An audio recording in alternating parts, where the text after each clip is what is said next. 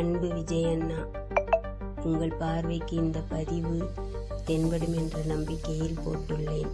2வது மாநில மாநாடு 21ஆம் தேதியை எதிர்நோக்கி காத்திருக்கின்றோம். உங்கள் ரேம்ப் வாக் பாதை ரெடியாகி கொண்டிருக்கிறது. ஆனால் எங்கள் மனதில் சிறு சஞ்சலம். விக்கிரவாண்டியில் நீங்கள் ரேம்ப் வாக்கில் வரும்பொழுது அந்த பகுதியில் இருந்தவர்கள் மட்டும் உங்களை நன்றாக பார்த்து விட்டார்கள். ஆனால் எங்களால் பார்க்க முடியவில்லை. நாங்கள் ஆசையோடும் ஆவலோடும் உங்களை எப்படியாவது பார்த்துவிட வேண்டும் என்ற நம்பிக்கையில் அவ்வளவு கஷ்டப்பட்டு வந்தோம். சாப்பிட வசதி இல்லாமல் மற்ற அத்தியாவசிய தேவைகளை எல்லாம் மறந்து உங்கள் முகத்தை பார்த்துவிட வேண்டும் என்று காத்திருந்தோம். ஆனால் திறமையுள்ளவர்கள் பார்க்க முடிந்தது. எங்கள் போன்ற பயந்தவர்கள் கூட்ட நெரிசலில் ஒதுங்கி நின்று விட்டோம். அதே ஏமாற்றத்தை இந்த மதுரை மாநாட்டிலும் தந்துவிடாதீர்கள்.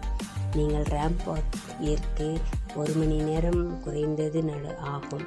அதை ஒரு சின்ன மகிழ்வுந்து போல் நீங்கள் நின்று கோயம்புத்தூரில் வாகனத்தில் ரோட் ஷோ வந்த மாதிரி ஒரு 4-5 டேன் போட்டு வந்தீங்கன்னா வானமென திரண்டு வந்த மக்கள் உங்களை காண காத்து கொண்டிருப்பவர்கள் ஒரு துளி அளவு உங்கள் முகத்தை பார்த்து விட்டுவார்கள்.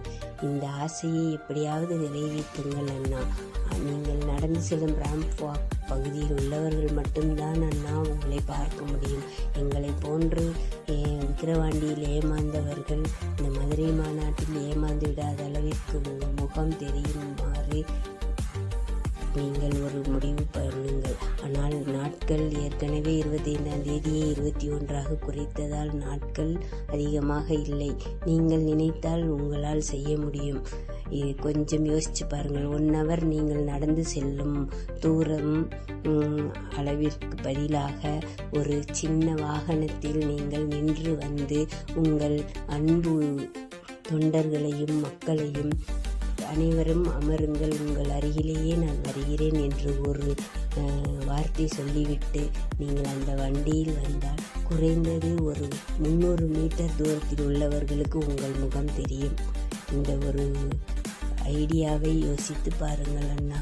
உங்களை இந்த தடவையும் பார்க்க முடியாமல் ஏமாந்து விடக்கூடாது என்ற அக்கறையில் தான் அண்ணா இந்த ஒரு யோசனையை போட்டுள்ளேன். தவறு இருந்தால் மன்னிக்கவும்.